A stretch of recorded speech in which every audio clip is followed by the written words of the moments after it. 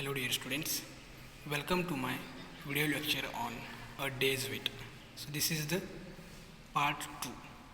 So in the first part of a day's weight, we studied that there is a 9 years old boy called Chats who got headache and fever. So ಇಲ್ಲಿ ನಾವು first part ಏನು ನೋಡಿದ್ವಿ ಅಂದರೆ ಇಲ್ಲಿ ತಂದೆ ಮತ್ತು ಚಾಟ್ಸ್ ಮಗ ನಡುವೆ ಕಾನ್ವರ್ಸೇಷನ್ ಆಗ್ತಾ ಇದೆ. ಚಾಟ್ಸ್ ಈತ 9 ಇಯರ್ಸ್ ಓಲ್ಡ್ ಬಾಯ್, ಆತನಿಗೆ ತಲೆನೋವು ಮತ್ತು ಜ್ವರ ಬಂದಿರುತ್ತದೆ. ಸೊ ಅದರಿಂದ ಆತನ ತಂದೆ ಡಾಕ್ಟ್ರನ್ನ ಕರೆಸಿ ಟ್ರೀಟ್ಮೆಂಟ್ ಕೊಡ್ತಾನೆ. ಸೊ ಡಾಕ್ಟ್ರ್ ಬಂದ 3 ಡಿಫ್ರೆಂಟ್ ಕಲರ್ ಕ್ಯಾಪ್ಸೂಲ್ಸ್ ಅಥವಾ ಟ್ಯಾಬ್ಲೆಟ್ಸನ್ನು ಕೊಟ್ಟಿರ್ತಾನೆ. ಒಂದು ಟ್ಯಾಬ್ಲೆಟ್ ಜ್ವರ ಕಡಿಮೆ ಆಗಲಿ ಅಂತ ಕೊಟ್ಟಿರ್ತಾನೆ. ಎರಡನೇದು ಸ್ಲೋ ಮೋಷನ್ ಅಥವಾ ಡಿಸೆಂಟ್ರಿ ಕಡಿಮೆ ಆಗಲಿ ಅಂತ ಕೊಟ್ಟಿರ್ತಾನೆ. ಮೂರನೇದು ಆ್ಯಸಿಡ್ ಇನ್ಫೆಕ್ಷನ್ ಅಥವಾ ಆ್ಯಸಿಡ್ ಪ್ರೊಡಕ್ಷನ್ ಅಥವಾ ಪಿತ್ತ ಕಡಿಮೆ ಆಗಲಿ ಅಂತ ಕೊಟ್ಟಿರ್ತಾನೆ. ಆವಾಗ ಡಾಕ್ಟರ್ ಒಂದು ಇನ್ಸ್ಟ್ರಕ್ಷನ್ಸ್ಗಳನ್ನು ಬರೆದು ಇಟ್ಟಿರ್ತಾನೆ. ಇನ್ಸ್ಟ್ರಕ್ಷನ್ ಏನಿದೆ ಅಂದರೆ ಯಾವ ಟ್ಯಾಬ್ಲೆಟ್ಸ್ ಯಾವ ಟೈಮ್ಗೆ ಸರಿಯಾಗಿ ತೆಗೆದುಕೊಳ್ಳಬೇಕನ್ನೋದ್ರ ಬಗ್ಗೆ ಒಂದು ನೋಟನ್ನು ಅಥವಾ ಇನ್ಸ್ಟ್ರಕ್ಷನ್ನ ಬರೆದು ಕೆಳಗಡೆ ಇಟ್ಟು ಹೋಗಿರ್ತಾನೆ. ಆವಾಗ ನಾವು ಲಾಸ್ಟ್ ಏನು ನೋಡಿದ್ವಿ ಅಂದರೆ ಆತನ ತಂದೆ 11 ಗಂಟೆಗೆ ಒಂದು ಟ್ಯಾಬ್ಲೆಟ್ಸನ್ನು ಕೊಟ್ಟ. ಆತನ ತಲೆನೋವು ಕಡಿಮೆ ಆಗಿರುವುದರಿಂದ ಆತ ಹೊರಗಡೆ ಹೋಗ್ತಾನೆ, ಒಂದು ವಾಕ್ ಮಾಡೋಕ್ಕೆ ಹೊರಗಡೆ ಹೋಗಿರ್ತಾನೆ. ಸೊ ಆ ಪಾಠನ ನಾವೀಗ ನೋಡೋಣ.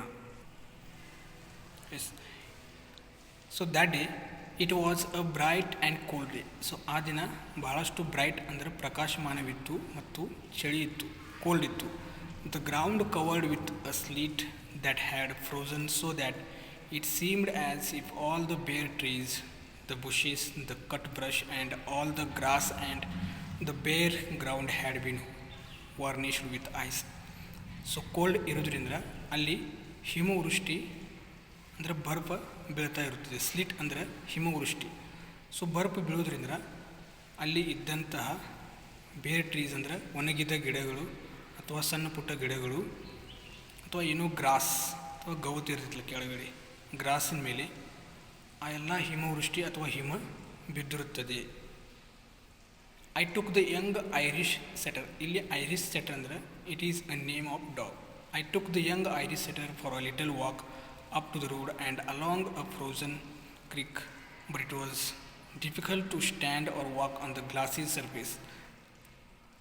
ಸೊ ಇಲ್ಲಿ ಅವರ ಚಾಟ್ಸ್ ಅಂತಂದು ಏನು ಮಾಡ್ತಾರೆ, ಒಂದು ಕೆಂಪು ನಾಯಿನ ತಗೊಂಡ ಹೊರಗಡೆ ತನ್ನ ಜೊತೆ ವಾಕ್ ಮಾಡೋದಕ್ಕೆ ಹೋಗಿರ್ತಾರೆ. ಆದರೆ ಆ ನಾಯಿಗೆ ಮತ್ತು ಆತನ ತಂದೆಗೆ ದ ನಾಯಿ ಮತ್ತು ಚಾಟ್ಸ್ನ ತಂದೆಗೆ ಆ ಬರ್ಫಿನ ಮೇಲೆ ಅಥವಾ ಹಿಮದ ಮೇಲೆ ನಡೆದುಕೊಳ್ಳೋಕೆ ಬಹಳಷ್ಟು ಡಿಫಿಕಲ್ಟಿ ಆಗ್ತಿರ್ತದೆ. But it was difficult to stand or walk on the glassy surface and the red dog slipped and slithered and fell twice hard once dropping my gun and having it slide over the ice.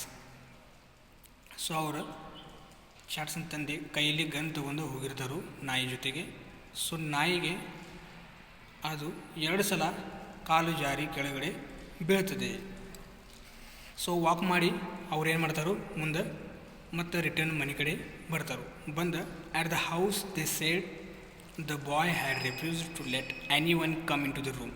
So ಬಂದು ನೋಡ್ತಾರೆ ಅಲ್ಲಿ ಆ ಚಾಟ್ಸ್ ತನ್ನ ರೂಮಲ್ಲಿ ಅಥವಾ room ಒಳಗಡೆ ಯಾರನ್ನು allow ಮಾಡ್ತಿರಲಿಲ್ಲ.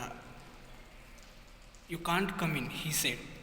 ಆ ಚಾಟ್ಸ್ ಏನು ಹೇಳ್ತಾನು ತಂದೆಗೆ, ನೀವು ನನ್ನ ರೂಮಿಗೆ ಬರೋದಕ್ಕೆ ಸಾಧ್ಯವಿಲ್ಲ, ನೀವು ಬರಬೇಡ್ರಿ, you must not get what I have. ಯಾಕಂದರೆ ನನಗೆ ಫುಲ್ ಜ್ವರ ಬಂದಿದೆ, ಆ ಜ್ವರ ನಿಮಗೆ ಅಥವಾ ಯಾರಿಗೂ ಕೂಡ ಬರಬಾರ್ದಂತ ನೀವು ಒಳಗಡೆ ಬರಬೇಡ್ರಿ ಅಂತ ಹೇಳ್ತಾನೆ. I went up to him and found him in exactly the position I had left him. So ಇಲ್ಲಿ ನರೇಟರ್ ಏನು ಹೊರಗಡೆ ಹೋಗಿದ್ದರು, ಆ ಸಮಯ ಚಾಟ್ಸ್ ಯಾವ ಪೊಸಿಷನ್ದಲ್ಲಿ ಮಲಗಿದ್ದ ಅದು ಪೊಸಿಷನ್ದಾಗ ಮತ್ತೆ ಮಲಗಿದ್ದ. ವೈಟ್ ಫೇಸ್, ಅವನ ಮುಖ ಏನು ವೈಟ್ ಆಗಿತ್ತು, but with the tops of his cheeks flushed by the fever, staring still as he had stayed at the foot of the bed I took his temperature. So ಅಲ್ಲಿ ಬಂದು ನೋಡ್ತಾರೋ ಆತನ ಮಗಂದು ಮುಖ ಭಾಳ ಬೆಳಗಾಗಿರ್ತದೆ, ವೈಟ್ ಆಗಿರ್ತದೆ. ಅವೆಲ್ಲ ಚಿಕ್ಸ್ ಎಲ್ಲ ಕೆಳಗೆ ಬಿದ್ದಿರ್ತಾವೆ, ವೀಕ್ ಆಗಿರ್ತಾವೆ. ಮತ್ತು ಒಂದೇ ಸಮನಾಗಿ ಆತ ಆ ಬೆಡ್ಡಿನ ಕಾಲ ಕಡೆ ನೋಡ್ತಾ ಇದ್ದ.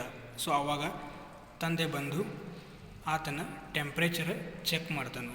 ವಾಟ್ ಈಸ್ ಇಟ್ ಚಾಟ್ಸ್ ಕೇಳ್ತಾನು, ಏನಿದೆ ಅಂತ ಕೇಳ್ತಾನೆ. ಸಮಥಿಂಗ್ ಲೈಕ್ 100 ಅಂತ ಹೇಳ್ತಾನೆ. 100 ಡಿಗ್ರಿ ಸೆಲ್ಸಿಯಸ್ ಇರಬೇಕಂತ ಹೇಳ್ತಾನೆ. ಐ ಸೆ ಇಟ್ ವಾಸ್ 102 4/10. ಸೊ ನೀವು ಹೇಳ್ತಾನೆ 102 ಡಿಗ್ರಿ ಅಂತ ಹೇಳ್ತಾನೆ. It was 102 he said. ಆತ ಏನು ಹೇಳ್ತಾನು, ಇದು 102 ಸೆಲ್ಸಿಯಸ್ ಅಂತ ಹೇಳ್ತಾನೆ. Who said so? He said the doctor. Schatz ಕೇಳ್ತಾನು, ಯಾರು ಹೇಳಿದ್ರು ನಿಮಗಂತ ಹೇಳ್ತಾನು, doctor. Your temperature is all right. I said it's nothing to worry about. ತಂದೆ ಮಗನಿಗೆ ಹೇಳ್ತಾನು, ನಿನ್ನ ಟೆಂಪ್ರೇಚರ್ ಓಕೆ ಇದೆ ಅಂದರೆ ಆಲ್ ರೈಟ್ ಇದೆ, ಅದರ ಬಗ್ಗೆ ಹೆಚ್ಚಿನ ವರಿ ಮಾಡುವ ಅವಶ್ಯಕತೆ ಇಲ್ಲ ಅಥವಾ ಕಾಳಜಿ ಮಾಡುವ ಅವಶ್ಯಕತೆ ಇಲ್ಲವೇ ಇಲ್ಲ ಅಂತ ಹೇಳ್ತಾನೆ. I don't worry he said. ಆತ ಹೇಳ್ತಾನು, ನಾನು ಕಾಳಜಿ ಮಾಡ್ತಾ ಇಲ್ಲ, but I can't keep from thinking. ಆದರೆ ನಾನು ವಿಚಾರ ಮಾಡೋದನ್ನು ಬಿಡೋದಿಲ್ಲ ಅದ್ರ ಬಗ್ಗೆ.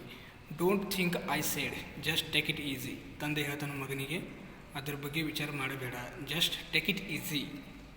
I am taking it easy he said and looked straight ahead. Schatz ತಂದೆಗೆ ಹೇಳ್ತಾನು, ಇಲ್ಲ ನಾನು ಈಸಿಯಾಗಿ ತೊಗೊಂಡಿನಿ, ಆ ಜ್ವರವನ್ನು ಈಸಿಯಾಗಿ ತೊಗೊಂಡಿನಿ ಅಂತ ಹೇಳಿ ಮತ್ತು ಸ್ಟ್ರೇಟಾಗಿ ನೋಡ್ತಾನು.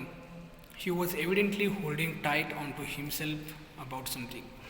ಆದರೆ ಅವನ ಮನಸ್ಸಿನಲ್ಲಿ ಏನಾದರೂ ಇತ್ತು, ಅದನ್ನು ಅವನು ಇನ್ನೂ ಹೇಳಿಲ್ಲ. Take this with water. ಮತ್ತಷ್ಟು ಒಂದು ಗುಳಿಗೆ ಕೊಟ್ಟು ನೀರು ಕೊಡ್ತಾನೆ. Do you think it will do any good? So ಆ ಟ್ಯಾಬ್ಲೆಟ್ ಕಡೆ ನೋಡಿ ಚಾಟ್ಸ್ ತಂದೆ ಕೇಳ್ತಾನು, ನಿಮಗೇನು ಅನಿಸ್ತೈತಿ ಈ ಗುಳಿಗೆ ತಿಂದ ಮೇಲೆ ನಾ ಆರಾಮಾಗ್ತೀನಿ ಅಂತ ನಿಮಗೇನು ಅನಿಸ್ತೈತೆ ಅಂತ ಕೇಳ್ತಾನೆ. Of course it will. ತಂದೆ ಹೇಳ್ತಾನು, ಆಫ್ಕೋರ್ಸ್ ಅದು ವರ್ಕ್ ಮಾಡುತ್ತದೆ ಅಥವಾ ನಿನ್ನ ಜ್ವರ ಕಡಿಮೆ ಆಗುತ್ತದೆ ಅಂತ ಹೇಳ್ತಾನೆ. I sat down and open the pirate book and commence to read, but I could see he was not following, so I stop. So ಮತ್ತು ತಂದೆ ಕೆಳಗೆ ಕೂತು ಮತ್ತು ಆ ಪೈರೇಟ್ಸ್ ಬುಕ್ಕನ್ನು ಓದುವುದಕ್ಕೆ ಸ್ಟಾರ್ಟ್ ಮಾಡ್ತಾನೆ. But I could see he was not following, so I stop. ಆದರೆ ನನ್ನ ಮಗನ ಕಡೆ ನೋಡಿದೆ, ಆತ ನಾ ಓದ್ತಾ ಇರೋದನ್ನು ಫಾಲೋ ಮಾಡ್ತಿರಲಿಲ್ಲ, ಅದಕ್ಕಾಗಿ ನಾನು ಓದೋದನ್ನು ಸ್ಟಾಪ್ ಮಾಡಿದೆ ಅಂತ ತಂದೆ ಹೇಳ್ತಾನೆ. About what time do you think I am going to die he ask.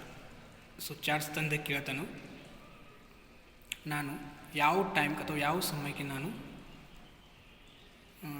ಸಾಯ್ತೀನಿ ಅಂತ ಕೇಳ್ತಾನೆ. ವಾಟ್? ತಂದೆ ಕೇಳ್ತಾನೆ, ಏನು? About how long will it be before I dye. ಅಂದರೆ ಇನ್ನೂ ಎಷ್ಟು ಸಮಯ ಬೇಕು ನಾ ಸಾಯೋದಕ್ಕೆ ಅಂತ ಕೇಳ್ತಾನೆ. ಮತ್ತು you aren't going to die, what's the matter with you. So ತಂದೆ ಚಾಟ್ಸ್ ಹೇಳ್ತಾನು, ನೀನು ಸಾಯೋದಿಲ್ಲ, ಸೊ ಅಂಥದ್ದು ಏನೂ ಇಲ್ಲ ಅಂತ ಹೇಳ್ತಾನೆ. Oh yes I am, I heard him say 102.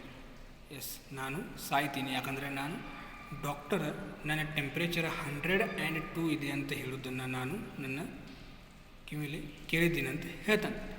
People don't die with a fever of 102. That's a silly way to talk. So ತಂದೆ Schatz ಹೇಳ್ತಾನು, so ಜನರಿಗೆ 102 degree Celsius fever ಬಂದರೆ ಅವರು ಸಾಯೋದಿಲ್ಲ, ಅದು ಒಂದು ಸಿಲ್ಲಿನೆಸ್ ಅಂತ ಹೇಳ್ತಾನೆ. ಹಂಗೆ ಹೇಳೋದು ಒಂದು ಸಿಲ್ಲಿನೆಸ್ ಅಂತ ಹೇಳ್ತಾನೆ. I know they do. So ಮತ್ತು ಚಾಟ್ಸ್ ಹೇಳ್ತಾನು, ಇಲ್ಲ ನನಗೆ ಗೊತ್ತಿದೆ ಅವರು ಸಾಯ್ತಾರೆ, 102 ಟೆಂಪ್ರೇಚರ್ ಬರ್ತಂದರೆ ಸಾಯ್ತಾರೆ ಅಂತ ಹೇಳ್ತಾನೆ. At school in France the boys told me you can't live with 44 degrees. So ಫ್ರೆಂಚ್ನಲ್ಲಿ ಒಂದು ಸ್ಕೂಲ್ ಇದೆ, ನನ್ನ ಸ್ಕೂಲ್ದಾಗ ನನ್ನ ಫ್ರೆಂಡ್ಸ್ ಹೇಳಿದರು 44 ಡಿಗ್ರೀಸ್ ಜ್ವರ ಬರ್ತಂದರೆ ನಾವು ಸಾಯ್ತೀವಂತ. I have got 102. ಆದರೆ ನನಗೆ 102 ಡಿಗ್ರಿ ಸೆಲ್ಸಿಯಸ್ ಜ್ವರ ಇದೆ ಅಂತ ಹೇಳ್ತಾನೆ. He had been waiting to die all day ever since 9 o'clock in the morning. So 9 ಗಂಟೆಯಿಂದ ಪೂರ್ತಿ ಒಂದು ನೈಟ್ ಅವನು ನಾನು ಸಾಯ್ತೀನಿ ಅಂತ ಅದ ಒಂದು ವಿಚಾರ ತಲೆಯೊಳಗೆ ಇಟ್ಕೊಂಡು ಅವ ಬದುಕಿದ್ದಾನಂತ ಹೇಳ್ತಾನೆ. You poor Schatz I said. So ತಂದೆ ಹೇಳ್ತಾನು, ಯು ಪುವರ್ ಚಾಟ್ಸ್, ನೀನು ಬಹಳಷ್ಟು ವೀಕ್ ಅದಿ. ಪುವರ್ ಓಲ್ಡ್ ಚಾಟ್ಸ್, ನೀನು ಬಹಳಷ್ಟು ಓಲ್ಡ್ ಆಗಿ ವಿಚಾರ ಮಾಡ್ತಾ ಇದೆ ಅಂತ ಹೇಳ್ತಾನೆ. It's like miles and kilometres. So ಇದು ಹೆಂಗಿದೆ ಅಂದರೆ ಮೈಲ್ಸ್ ಮತ್ತು ಕಿಲೋಮೀಟರ್ಸ್ ಒಳಗೆ ಯಾವ ರೀತಿಯಾಗಿ ಡಿಫ್ರೆನ್ಸ್ ಇದೆ ಅದೇ ರೀತಿಯಾಗಿ ಸೆಲ್ಸಿಯಸ್ ಮತ್ತು ಫ್ಯಾರೆನ್ಹೀಟ್ಸ್ ನಡುವೆ ಡಿಫ್ರೆನ್ಸ್ ಇದೆ. ಸೊ ನೀನು ಕೇಳಿದ್ದು ಫ್ಯಾರೆನ್ಹೀಟ್, ನೀನೇನು 44 ಡಿಗ್ರೀಸ್ ಅಂತ ಹೇಳ್ತಾ ಇದೆಯಾ, ಅದು ಫ್ಯಾರೆನ್ಹೀಟ್ ಒಳಗೆ ಹೇಳ್ತಾರೋ, ಮತ್ತು ಇಲ್ಲಿ ಡಾಕ್ಟರ್ ಹೇಳಿದ್ದು ಅದು ಸೆಲ್ಸಿಯಸ್ ಒಳಗೆ. You aren't going to die. So ನೀನು ಈಗ ಸಾಯೋದಿಲ್ಲ. That's a different thermometer. So ಅದು ಡಾಕ್ಟರ್ ಯೂಸ್ ಮಾಡಿದ್ದ ಡಿಫ್ರೆಂಟ್ ಥರ್ಮೋಮೀಟರ್. ಅವರು ಹೇಳಿದ್ದು ಫ್ಯಾರೆನ್ಹೀಟ್ ಒಳಗೆ, ಅವರು ಹೇಳಿದ್ದು ಸೆಲ್ಸಿಯಸ್ ಒಳಗೆ, ಮತ್ತು ನಿನ್ನ ಫ್ರೆಂಡ್ಸ್ ಹೇಳಿದ್ದು ಫ್ಯಾರೆನ್ಹೀಟ್ ಒಳಗೆ ಅಂತ ಹೇಳ್ತಾರೆ. On that thermometer 37 is normal. So ಆ ಒಂದು ಥರ್ಮೋಮೀಟರ್ ಒಳಗೆ 37 ಏನು ಅದು ನಾರ್ಮಲ್ ಇದೆ ಅಂತ. On this kind it's 98. So ಅಲ್ಲಿ ಏನು 37 ಇದೆ ನಾರ್ಮಲ್. ಸೊ ಇಲ್ಲಿ ಸೆಲ್ಸಿಯಸ್ ಒಳಗೆ 37 ಅಥವಾ 38 ನಾರ್ಮಲ್ ಇದೆ ಅಂತ ಹೇಳ್ತಾನೆ. ಅಂದರೆ ಇಲ್ಲಿ 37 ಈಸ್ ಈಕ್ವಲ್ ಟು 98 ಅಂತ ಹೇಳ್ಬೋದು ನಾವು. Are you sure? ಸೊ ಇಲ್ಲಿ ಚಾಟ್ಸ್ ತಂದೆ ಕೇಳ್ತಾನು, ಆರ್ ಯು ಶ್ಯೂರ್ ಅಂತ ಕೇಳ್ತಾನೆ. ಅಂದರೆ ನಿಮಗೆ ಇದು ನಿಜವಾಗಲೂ ಗೊತ್ತಿದೆ ಅಂತ ಕೇಳ್ತಾನೆ. ತಂದೆ ಹೇಳ್ತಾನೆ, absolutely I said. It's like miles and kilometres. ಮತ್ತೆ ಹೇಳ್ತಾನು ಇದು ಹೆಂಗಂದ್ರೆ ಮೈಲ್ಸ್ ಮತ್ತು ಕಿಲೋಮೀಟರ್ಸ್ ಇದ್ದಂಗೆ ಅಂತ ಹೇಳ್ತಾರೆ. ಅಂದರೆ ಇಲ್ಲಿ 1 ಮೈಲ್ಸ್ ಅಂದರೆ 1.6 ಕಿಲೋಮೀಟರ್, 1 ಕಿಲೋಮೀಟರ್ ಅಂದರೆ 1.6 ಕಿಲೋಮೀಟರ್ ಅಂತ ಹೇಳ್ತಾರೆ. You know like how many kilometres we make when we do 70 in the car. So ನಿನಗೆ ಗೊತ್ತಿದೆ, ಸೊ ಒಂದು ಕಾರ್ನಲ್ಲಿ ಒಂದು ಜರ್ನಿ 70 ಕಿಲೋಮೀಟರ್ ಜರ್ನಿ ಮಾಡಿದರೆ ಎಷ್ಟು ಆಗ್ತದೆ, ಎಷ್ಟು ಮೈಲ್ಸ್ ಆಗ್ತದೆ ನಿನಗೆ ಗೊತ್ತಿದೆ ಅಂತ ಹೇಳ್ತಾನೆ ನಾವು. Oh he said. So Schatz ಹೇಳ್ತಾನೆ, oh but this gaze at the foot of his bed relax slowly. ಆದರೆ ಈಗ ಆತ ಚಾಟ್ಸ್ ಏನು ತನ್ನ ಫುಟ್ ಕಡೆ ಅಥವಾ ಬೆಡ್ಡಿನ ಫುಟ್ ಕಡೆ ಕಾಲ ಕಡೆ ನೋಡ್ತಾ ಇದ್ದ. ಈಗ ಅದನ್ನು ರಿಲ್ಯಾಕ್ಸ್ ಆಗಿ ಸ್ಲೋ ಆಗಿ ನೋಡ್ತಾ ಇದ್ದಾನೆ. ಮೊದಲು ಬಹಳ ವಿಚಿತ್ರವಾಗಿ ನೋಡ್ತಾ ಇದ್ದ, ಈಗ ಬಹಳ ಸ್ಲೋ ಆಗಿ ರಿಲ್ಯಾಕ್ಸ್ ಆಗಿ ನೋಡ್ತಾ ಇದ್ದಾನೆ. The hold over himself relax too. So ಆತ ಏನು ಯಾವುದ್ರ ಬಗ್ಗೆ ವಿಚಾರ ಮಾಡ್ತಾ ಇದ್ದ ಅದನ್ನು ಕೂಡ ಈಗ ಸ್ವಲ್ಪ ಕಡಿಮೆ ಮಾಡಿದ್ದ. Finally and the next day it was very slack and he cried very easily at little things that were of no importance. ಆದರೆ ಲಾಸ್ಟ್ ಡೇ ಅಥವಾ ಫೈನಲಿ ಆತ ಸಣ್ಣ ಪುಟ್ಟ ವಿಷಯಗಳ ಬಗ್ಗೆ ಅಥವಾ ಸಣ್ಣ ಪುಟ್ಟ ಥಿಂಗ್ಸ್ಗಳ ಬಗ್ಗೆ ಅಳೋದಕ್ಕೆ ಸ್ಟಾರ್ಟ್ ಮಾಡ್ತಾನೆ. ಯಾಕಂದ್ರೆ ಅವ ಇನ್ನೂ ಸಣ್ಣ ಹುಡುಗ. So this is about the short story called a day's wait. So ಈ ಸ್ಟೋರಿ ನಡೆದಿದ್ದು ಬರೀ ಒಂದು ದಿನದಲ್ಲಿ ಮಾತ್ರ. ಸೊ ಒಂದು ದಿನದ ಎಕ್ಸ್ಪೀರಿಯನ್ಸನ್ನು ಇಲ್ಲಿ ಅರ್ನೆಸ್ಟ್ ಹೆಮಿಂಗ್ವೇ ಅವರು ಬರೆದಿದ್ದಾರೆ. So this is the real story of Ernest Hemingway and his sun.